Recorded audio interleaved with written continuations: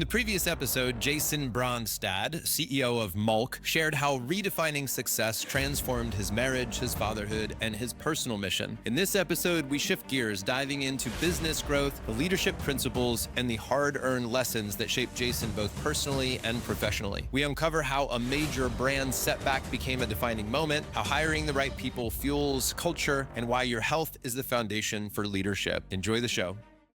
When you think about other great CEOs, leaders of companies that you've been privileged to learn from or connect with over the years, who comes to mind and what have you learned from them? And this could be somebody that you maybe know personally, but it also could be an author of a book that, you felt connected to through that process. So the recruiting company that I use here in Austin, Hire Better, their founder and CEO, their CEO is now Velvet Schmidt, but their founder, Kurt Wilkin, who I've had the pleasure of knowing for the last 9 years, he really, when I first started working with him, his curiosity and his willingness to ask questions always stood out for me. And it really inspired me to want to ask more questions. He is one of the most generous givers out there, and has inspired me as a leader of a company to give more. And as he chose to backfill himself, as he chose to step out and brought in Velvet to be the CEO, she embodies those same qualities.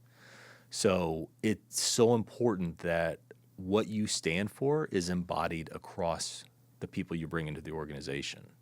The curiosity that they bring into it shines through. Their willingness to evolve as a company and as people and to grow and to be there for others. I used to think you had to separate work and life. I used to think that they were isolated. And now I realize how important it is that I truly, as a leader, understand what's actually going on at home with not only my direct reports, but for their team members. Yeah. Because that impacts the business results. For sure. And so many times leaders get so fixated going, well, why aren't your results there? Yeah. Instead of going, how are you doing? Yeah, what's going on? What's actually going on? How can we support you?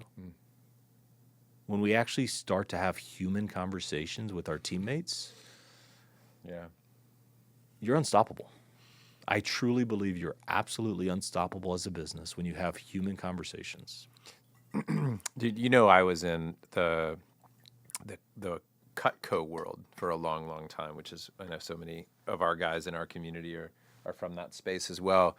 And years ago, I don't even know when this was, years and years and years ago, the owner of that company, the guy that was in charge, we were at an airport going somewhere, flying on a trip or whatever, and I don't think I'd ever shaken his hand, ever, never talked to him. But I saw him, and he locked eyes with me and just stuck out his hand and said, "You're John, right?" And I was like, dude knows my name. Like that, I remember I remember the feeling. I can remember shaking his hand. I remember saying, "You know my name. Like, you have a lot of names to remember. Why would you know mine?" And he goes, "You're a very important person to this organization." And he says, in my role, knowing you, knowing about you, knowing the people that are driving, that's a very important part for me. So that's stuck with me, just really knowing somebody. And like you think about like what drives a team member forward. For me, it was like, dude knows my name. It doesn't have to be a lot sometimes, just like the care. Like that felt like I was part of something real, and it's really beautiful to see. Yeah. I want to honor the way that you are able to connect people because it's really driven me to pay attention to what people say and find those opportunities. And in one very specific example, I actually have 2 team members this year that are choosing to vacation in Croatia. Well, I'm at this offsite training the last couple of days, hanging out with one of my newer hires who I learned his father was born in Croatia and he's been to Croatia 6 times. And I'm like, oh, by the way, these two employees separately are going to Croatia this year. You should connect with them. Yeah, so cool. And in my heart, this is a John Vroman moment. John would connect people in this way. So I want to honor you and your influence in me and my leadership style by doing that. Thanks, man. Yeah, connecting people is the greatest. Yeah. So much fun. Two people can win. That feels so good. Absolutely. What's something that you used to believe as a CEO, years ago, maybe in the MALK world, that you no longer believe? What's something that you've changed your mind about? I'm a big believer in work hard. Work hard, play hard. And the one thing I didn't balance as much in the early days was the clarity and understanding of, is there enough focus on my team's health so that they can continue to work hard? John, I drive people to work aggressively. I work aggressively. And the questions that I've been asking my team now is, how is your health? What is your focus on your soul work? What are you doing to make sure that you are complete as a human? So when you do show up to work, you can give it your all. Because most of my life, it was all about the work. Yeah. And I have a deeper appreciation that for someone to show up and give their best at work, they've got to be complete. You can't take all the energy on the work side. So how do we as leaders make sure that our team is supporting themselves through, be it nutrition, through exercise? We signed up for a company called WellHub, to where everyone on my team has an opportunity to go to gyms across the U.S., and we're covering the cost because health and wellness it's our brand. Totally. So if it's our brand, then we should embody that. Yeah. And if we embody that, then it comes full circle, because people see us at trade shows and events. They see our energy. They see our excitement. They see that we're actually healthy individuals leading a healthy company. Yeah. So as I struggle with my weight and diet from time to time, it's like, hold on, take a step back. Am I taking the right steps to lead in the way that I want my team to lead their teams? Yeah. And there's seasons, man. There's seasons where I'm really good at it, and there's seasons where I'm terrible at it. Yeah. If there are three things that you focus on now more than anything in your current role, what would they be? Long-term strategy, the right people in the right seats, and the measures that we're actually measuring. Because there's too many times where I've focused on the wrong measurements, Yeah. and I've driven behavior the wrong way. So by focusing on what is our long-term plan, what is our long-term goal, do I have the right people to support that? And are we measuring the right things with those people to get to that long-term strategic goal? And that continues to evolve. I have a new CFO starting next week. And I look forward to sitting down and aligning with him on a dashboard that allows us in a better, more articulate way to have a regular cadence at looking at the right things. Yeah. Yeah. So I'm excited because in the season we're in right now, we have the right people in the right seats. We know where we're headed. Now let's measure the things that matter so we can go drive success. Totally. Talk to me about how you balance external education and information. So like how you would grow from getting a coach involved, what you read in a book, right? This outside of yourself, it seems, right? We could debate that philosophically, whether it was outside of you or inside of you already. But then the other one would just be on the other side of it would be silence. You sitting in meditation, you taking a long walk, not listening to anything, but there's the answer seems to come from within. You have a knowing from wherever that information comes from, whether it be experience or God or universe, etc. Talk to me about how you balance the input of both those. I care about what everybody says. I care about the customer. I care about the team. And I don't care what anybody says. I know the right thing to do, and this is what we're going to do. I try not to lead ever by edict. I like to try to ask thought-provoking questions to see if others feel the same way without leading the witness. And that's a hard thing to do. That's a hard thing to do. That is such a hard thing to do because there are times where it's like, actually, guys, we're just going to go do this. Yeah. And there's times for that. Yeah. But the where the best results have come for this organization is in our leadership offsites. When we get together away from our offices, away from our computers, and we are out there as a team having frank conversations in a way that allows us to challenge each other, because we've got some very strong leaders with strong perspectives. At the end of the day, I'm the one accountable. I will make the decision, and if it's the wrong decision, it's on my desk. That's the joy and the curse of being a CEO, right? So the collaborative conversation is super important to me. Now, the outside learning and the books is one of my favorite things. So we just came back from a 2-day offsite conference. We're actually going through the entire book, Extreme Ownership, every person in the company this year. So, and we're doing that to get the common language, to have the common approach in how we do it, no matter if you're an executive leader or a frontline worker. Everyone's going to have the same language that we can use. So I haven't done that, right? There's a lot of edict, rule on high, this is what we're doing. And to be able to bring in the language from an outside source to say, this is how we're going to go forward, was important for this year. And we're implementing that. So then the next level to that, John, is those offsites that I talked about. And then at the end of the day, some of my greatest thoughts come after rolling jiu-jitsu. It's a time where I can't think about anything. I can't think about work because I'm literally trying to save my life. So to have that physical release, the mental stress release, I mean, you're doing 3D chess in jiu-jitsu. And then whatever that blockage was in my mind, I'm driving home from that. I'm just absolutely exhausted. It's like, oh, maybe we should do that.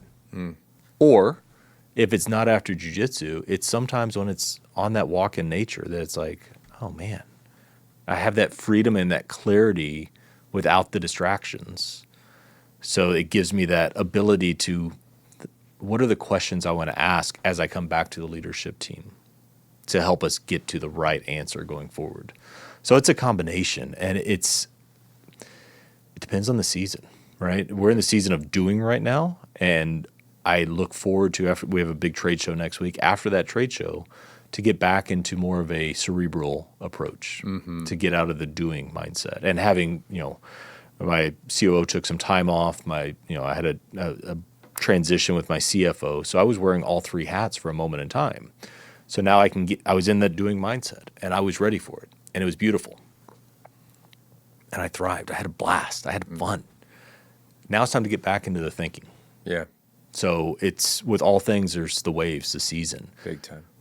For me, it's about building momentum. It's, again, my word of the year, momentum. And I shared something on our Slack channel, and one of our linguists said, "You mean MALK-mentum?" I'm like, that's exactly right. We're building some MALK-mentum this year. Yeah. So for me, it's the ebbs and flows. As a leader, sometimes you've got to be in the middle of it and guiding and doing, and sometimes you need to be that thinker. And I look forward to the next period of time to get back into the cerebral. Yeah. How do you, I know you talked about coming out of jiu-jitsu, and are there other ways that you can talk to me about how you think? Like, is there a process that you have with journaling? Is there a way that you think on a Google document? Like, taking me further into the how does Jason process his thoughts and put them into action? A lot of Google Notes, capturing the notes and thoughts in the moment, because they're just fleeting thoughts. And as I start to aggregate them, then I can go back and reflect and meditate on them. It's like, okay, last week I jotted this thought down, and then, that evolved a little bit to this thought, but it's never at one point just sitting down going, okay, what is the perfect answer? It's, what are the thoughts that I've had, and why are these thoughts being brought up to me? What is it inside that's eliciting this thought, and why is it important to me? What is it that I've heard from my team? What is it that I've heard from consumers? What am I reading in the industry? Where is that common point that we bring it all together and actually make decisions that move the business forward? So sometimes it's in the cold plunge that those thoughts come to me, sitting there in 45-degree water, or it's sitting in the sauna at 180 degrees. But it's in those moments where it's like, okay, I'm actually being physically tested. And if I can put my brain somewhere else, that's the point where I love That's to interesting. actually have those thoughts come together. I don't do good in just silence. Yeah. I honor you for doing the 10-day silence. I would struggle with that. It was a struggle. I'll take it in small bursts. It was real, dude. It wasn't that easy. Be it 5 minutes in the cold plunge, be it 20 minutes in the sauna. You're a driven man, you lead at work, you hustle to provide, but deep down, you know that success at home matters most. The question is, are you leading there with the same clarity and purpose? At Front Row Dads, we totally get it. Juggling business and family is not easy, and that's why we created FRD Engage, a 5-week experience designed for men like you, fathers, husbands, leaders who refuse to settle. This is more than a course. It's a live online journey with real dads, real conversations, and real change. You'll walk away with a clear path to deeper connection with your wife and kids, tools to align your business with your family values, daily habits that create lasting change, clarity and confidence to lead your family with purpose. You don't need to figure this out alone. You'll join a brotherhood of men raising the bar together. Don't wait for a wake-up call, because if you're not leading at home, who is? Go now to frontrowdads.com to learn more. That's frontrowdads.com to learn more. Join us and step fully into the role that only you can play. Sometimes just being there with my thoughts while my body's being challenged is when I have the most success in having a cohesive, comprehensive, forward-looking thought. Do you have a philosophy on parking ideas? And what I mean by that is, on StrengthsFinder, ideation is my number one strength. On the Colby, I'm a quick start, right? Like, there's all these indications that, like, I love sparking new ideas, creative, visionary, daydreamer, all these things. I used to have an idea and immediately slack it. I got an idea, and I would burn people out that were around me. My integrators were like, slow down the idea machine, right?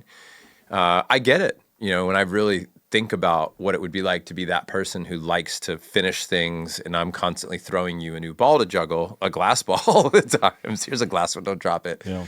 I've learned to park things for a week or two.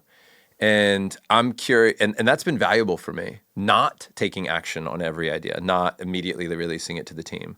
Talk to me about where you go from silence and having a breakthrough to adding it to a note to actually implementing it in your team or taking it to somebody. What does that space look like?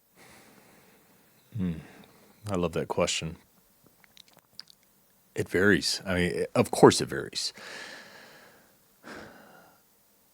I've become very intentional about when I communicate with the team, because I used to fire off text messages or fire off emails. And what I've learned to do, and what my team has received the most, is bring it to our team meetings on Tuesdays. Mm-hmm.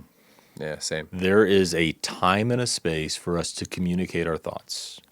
Now, I might want to riff on something with one of the leaders. I might, on our regular one-to-one, or I might just call them and say, hey, I got a thought, let's talk about it. But if there's something that it's like we actually need to drive to implementation or change, then it goes into the Asana board and it goes into that weekly meeting. It's like, here's the topic I want to discuss. So it's intentional with that, because I would burn people out. I mean, thank you for saying that, because as leaders, we forget that. And we do that all the time because we've tasked our team to go win. And they're juggling all these balls, and then we keep lobbing them more in, like, oh, take this one too, without asking, do you have space for that? Mm-hmm. What's your bandwidth today? Yeah. What's your bandwidth over the next month? Right. What would it take? Asking the question, what would it take to do this? Mm-hmm. Because that's going back to the burnout dynamic. How do we make sure that our team is healthy, making the choices in their personal life that they can show up as their full selves? I would love nothing more than my team to be able to say, when I'm at work, I'm focused on work, and I crush it. And very seldom does my organization ask me to just go burn that midnight oil to go make something happen, because they know how important my personal life is. Totally. When we're able to give them that space, and there's always going to be times that we ask for that extra effort. Yeah. But there's also the times that they're going to be like, hey, I'm going to work out at noon for 2 hours. Awesome. Yeah. I love that for you. Yeah. Yeah. My EA this morning, I shot her a text, or I tried to call. She's like, talk to you in 30 minutes. Cool. Yeah. Called her up. Hey, I just got back from the gym. Awesome. That's awesome. I love that. Thank you for going and showing your body the love that you want to give it. Yeah, that's cool. That's awesome. I love that too. Let's talk for a moment about vision and the future and how you have. I don't know what the question is here, but let me see if I can ramble my way through a question and get to one.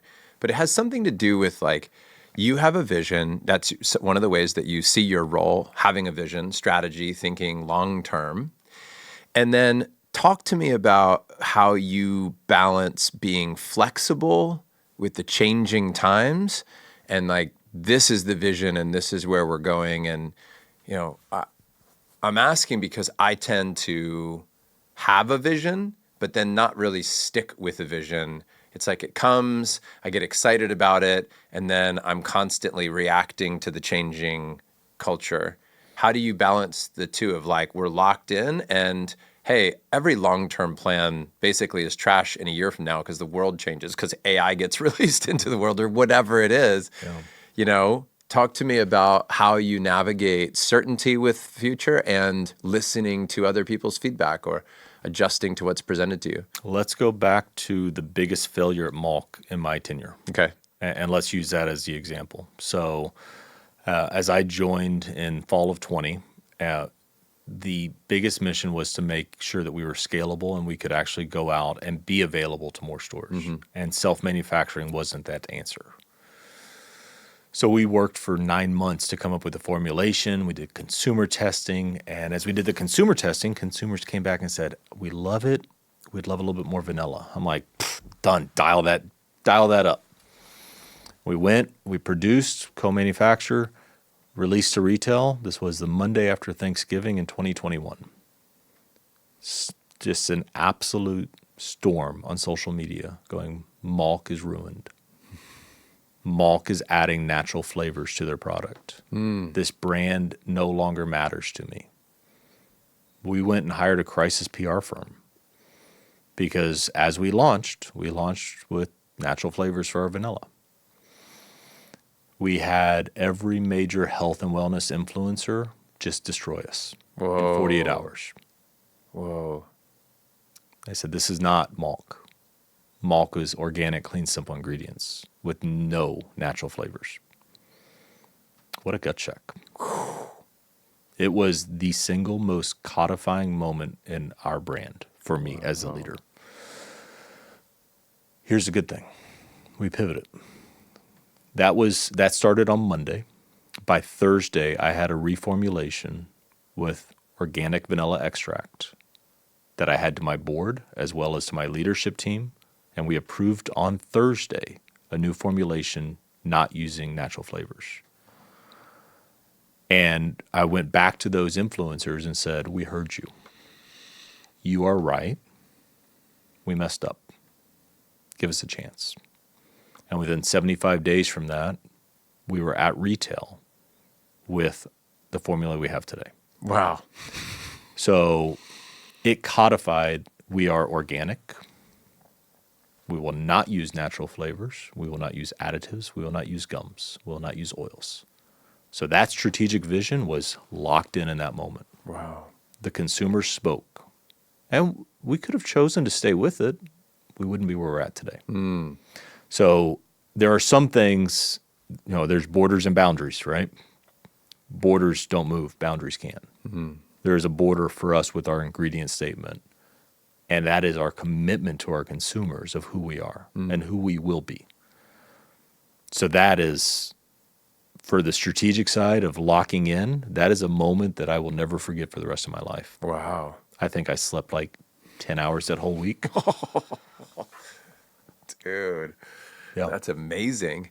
And how did they respond when you reached back out and said, hey, we heard you, we were wrong? Or if that's what you said, I don't want to put words in your mouth. Absolutely. But it's like, we failed you. yeah. The answer is we failed How did you. they respond to that? They said, thank you for listening. Basically, don't F up again. Yeah. You've burned your chance. Yeah. do the right thing. Yeah. So like I said earlier, it's always the right time to do the right thing. Did they go back and kind of like revamp their statements? Did they talk about how you responded and pivoted? And then could that have actually helped? So a couple of the very influential people out there went back and said, hey, we did it. We changed MALK's mind. Right. And they took the credit. And great, they did. Yeah. Because they were the ones that came and said, y'all messed up. Yeah. Yeah. And we had messed up terribly. Yeah. We call that the kerfluffle. Yeah. The kerfluffle of 21. And I'm grateful for that moment. Yeah. Because it prevented us from just going in odd directions, right? It said, this is our North Star. This is who we are. This is who we will always be. This is what we stand for. Yep. It's the only thing we do. Yeah. John, there are brands out there that are trying to knock us off. But they've got an entire portfolio of stuff filled with gums, oils, fillers, additives, carrageenans. And now they're launching their organic brand because they saw the success that MALK was having. Yeah. It's all we do. Yeah. It's who we are. That's so cool, man. Yeah. So that strategically, Yeah. that one locked it in for us. And it has given us absolute clarity in all of our decisions going forward. Yeah. As we think about, we launched a creamer recently. We're using organic coconut sugar as our sweetener. There's no natural flavors. There's another brand that's trying to do organic creamers. They've got cane sugar and natural flavors. No, that is not the best choice for consumers. So we are leaning into our consumers. And what's beautiful, John, is society is shifting towards healthier products. Yeah. Society is starting to look at the labels and go, what is this in my ingredient deck? Yeah. What does this do to my gut biome? What does this do to my body? How do I react to this? Yeah. Yeah. I mean, John, I grew up eating margarine because that's what we thought was healthy in the 80s. Yeah. Probably not the best choice. We didn't know any better then. Right. I don't fault my parents at all. I do want to give my kids the best opportunity to eat healthy today based on what we know today. What's the kid's favorite drink? Vivian's favorite is the chocolate almond. Yeah. And Holden's is the original oat. Yeah, that's cool. Yeah. So good, man. This isn't a political show, as you know, but I have to say that some of the things that I see RFK doing in the health space is I'm really fired up about. Like, to me, leaning in, questioning, especially some of like the dyes that my kids will tell you, like Ocean will come to me, or he'll pick something up and I look at him and he knows he has to flip it over. And if it has red 40, blue, whatever, yellow, whatever, he's like, the answer is going to be no. And I think having standards like you have for your products are essential to a thriving society. Like, I think that you're on so I'm saying that to honor you and honor the path, because I hope that for all. I mean, the Romans eat exceptionally healthy whenever we can. We make mistakes. We choose poorly, at times. Everyone does. But generally speaking, I'm very proud of kind of how we're eating, and I love endorsing, talking about, supporting products like yours. It's really cool, man. That makes me thrilled that you're leading the charge for this. It's an honor to be at the helm of this company at this time in our society. Yes, there's RFK in his role. There's a couple individuals that have been really doing a great job at the state level. There's Jason Karp of Human Co. There's Vani Hari, who her moniker on social media is the Food Babe. Yeah, for sure. They have partnered together, and it was actually Vani Hari who gave us some of that initial feedback during our kerfluffle. And she went back to her team and said, we did it. Yeah. And I'm grateful for her. It's great. Good. As we continue to express some of the flaws in our food manufacturing system today, and we evolve into the healthier production of food for people, look, the best food is that closest to the earth, right? Totally. The more whole foods you can eat, the closer to the earth, be it plants, be it meats, whatever it is, the organic base there is so important. Yeah. And as consumers in America today, we are moving hard and fast. We need some easier options. There are people that will make their almond milk at home. Good. I'm glad you can do that. Yeah. And for those that can't, we're going to give you the best option. Talk to me about what has worked with advertising. What have you noticed that's popped, moved the needle, taking the product off the shelf, put it in people's homes? What is it? So it's user-generated content. It's the genuine love that people have for the brand and the trust they have in the brand. It's, I ruined the trust in a matter of minutes in 2021, and it's taken us years to build it back. And consumers they trust us again. They trust what we're doing, and the best advertising is word of mouth. Yeah. And what we're getting back into this year as we move 25 and beyond is we need more liquid to lips. Yeah. We need consumers to understand what healthy actually tastes like. Try it. Trust it. We're not the cheapest. It's not that we're making money, guys. We're out there because organic is more expensive. There's lower yields for farmers. They're not using pesticides. They're not using fertilizers. They're not using glyphosate. There is an inherent cost structure. So where do you want to invest your money? You want to invest it in medical care in the future, or do you want to invest it in the foods that you're consuming now? We like to believe people are making that choice more and more frequently. If you look at plant-based milks, the organic, clean, simple ingredients is the fastest growing segment of plant-based milks because people trust it. Yeah. Period. Yeah. So as consumers start to talk about it, be it on TikTok, on LinkedIn, on Instagram, on Facebook, we're grateful for all of that. And as a consumer brand, partnering with the megaphone of our retailers. Our retailers have their own paths to their consumers, and being able to go speak to them at the point of purchase is so important. You walk into a store, you've got 6 seconds when you're looking at any given section because you got a brand that you know. If you're not ordering food online, which is becoming more and more prevalent, how do you differentiate? Yeah.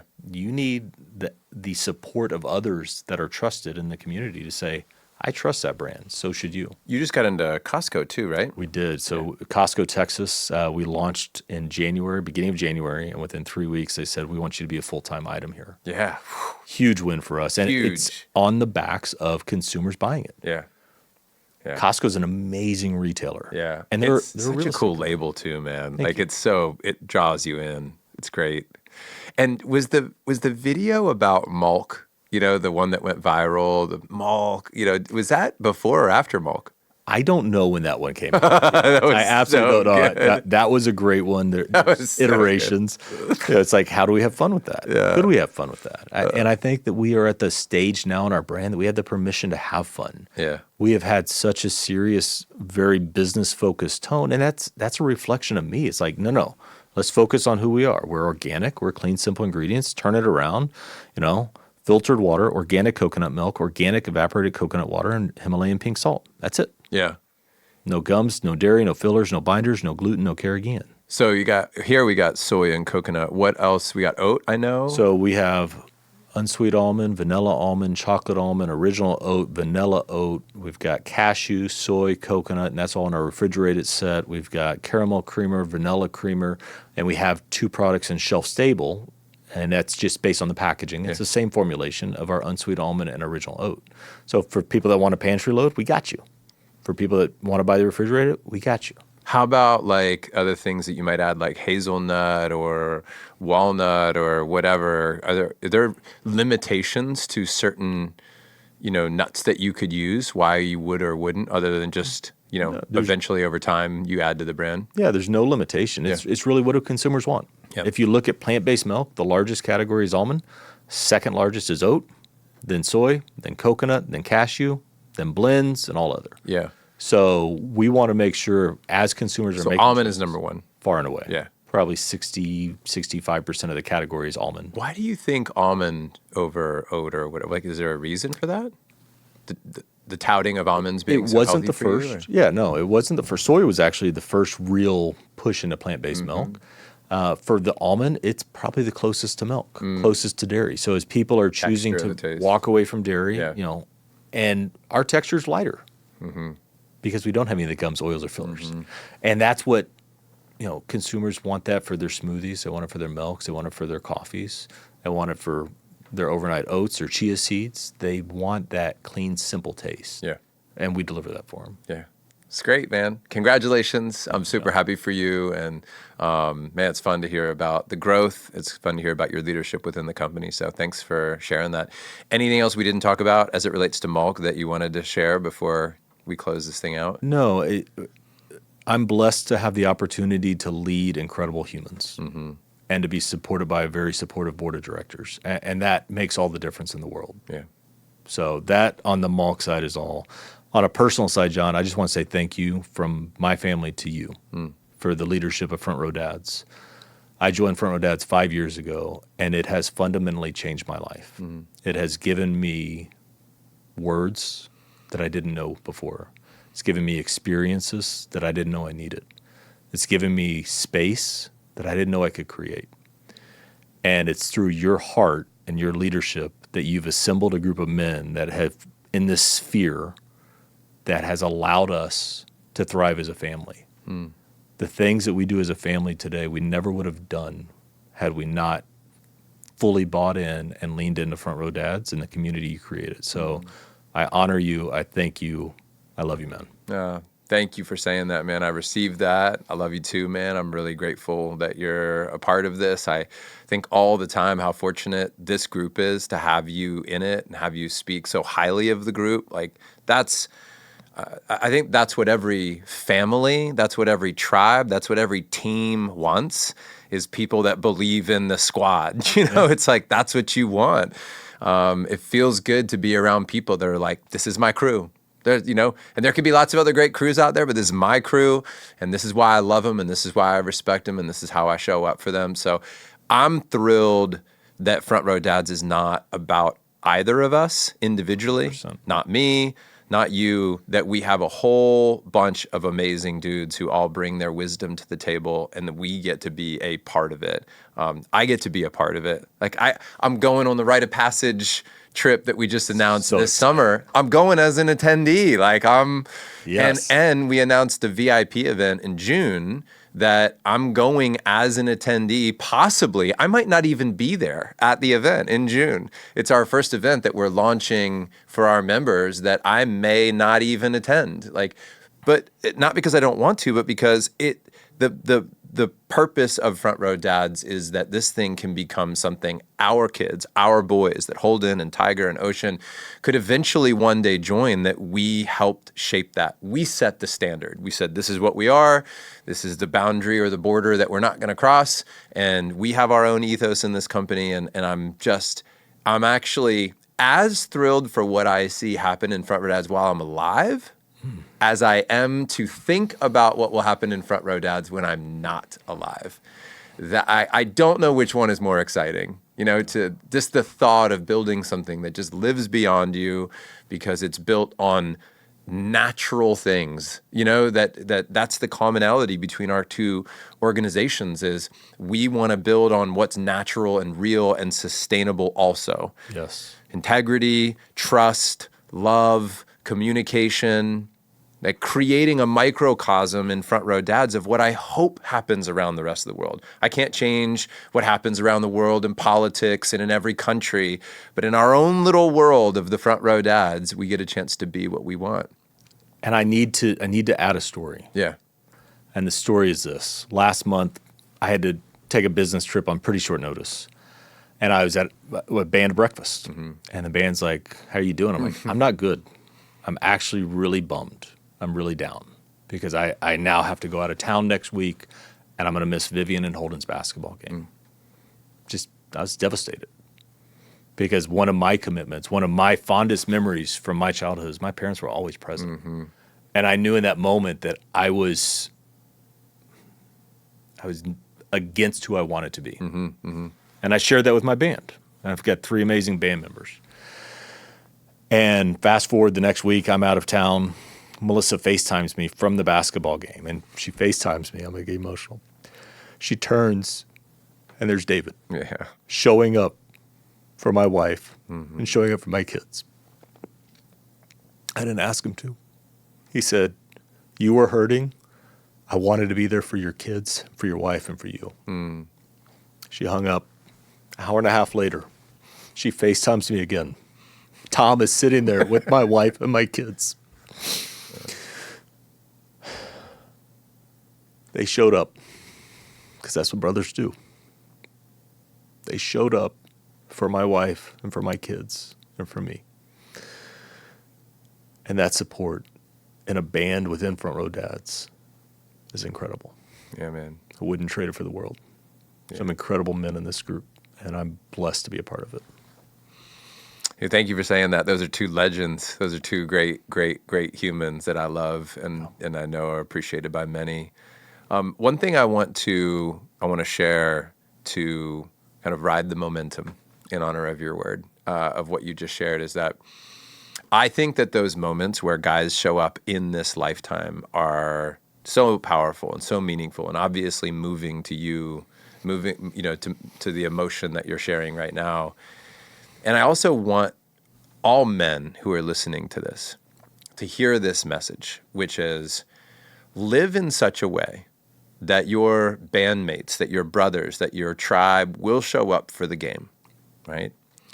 And also live in such a way that should you ever leave this earth, we'll call it early, should you not wake up tomorrow as a man who has children and a wife or a partner, and should that happen, pour into men around you in your life in such a way that they will show up for your family a week, later, a month later, a year later, a decade later. Like, to me, if somebody's going to measure brotherhood, they're going to measure like true friendship, true brotherhood, then the litmus test is which one of these guys, who in this crew would show up for my family if I'm gone. Because lots of times I think in life there are trades. And I understand, no problem, not poking at the trade. You do something for me, I do something for you. We're in a bartering system. There's an energy exchange. Like, you're a value to me, I'm a value to you. We get it, right? So I understand that, and there's nothing wrong with it. But I'm trying to recruit men who are listening to this right now to really deeply evaluate your friendships. And if you're not able to say that guy will show up for your family a year from now or 10 years from now, then either one of two things needs to happen. You need to exit that friendship, because you're like, why pursue that? And I'm not talking about all friendships. I'm talking about like the deepest of friendships, right? The handful that you get.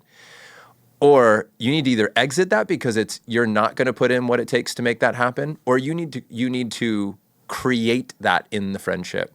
And maybe that friendship could get there if you showed up as a man for those guys in such a way that you'll build that you will lead by example. And my hope is that, that all guys that I come in contact with, that we can build a culture, that we can build a vision together to be that tight. And you can't do it with everybody. We have hundreds of men in front row dads. Jason Bronstad cannot be that tight with all of them, where all hundreds of them are going to show up. But dude, your crew, your band, your closest men, like, that's my prayer for you. That's my hope for you. That's my hope for all men, that you can find your 5 or 10 people. That's really all it takes. 5 or 10 people, and you go all in on that tribe, man. You love them, you care for them, you give to them in such a way that that's the equity that your family needs the most, I think. So a little bit of a soapbox, a little bit of a rant, a little bit of a preaching session, I get it, but that is my hope. And I'm giving myself that speech right now as much as I'm giving it to anybody else. But like, that's what I want for this crew. And the quality of humans in this, you have that opportunity. Yeah. Period. Yeah, we can do that. It's a choice. It's always a choice. Yeah. Just make the choice that's right for you and your family. Perfect words to end this, man. Make the choice that's right for you and your family. Thank you, brother. Love you. This has been a great conversation. So glad that we were able to get this on the books and that you were able to make time. So thank you for being here. Thank you, John, for everything. All right. Thanks for listening today, fellas. If you got value from this episode, I ask that you take 1 second right now and you share this with another dad in your life that you respect, that you know is committed to becoming a better man, family man, and businessman. And on that note, I want to honor you for choosing growth. Your family will thank you years from now for all the effort that you're putting in to learn the strategy so you can show up more fully for them today. Take care.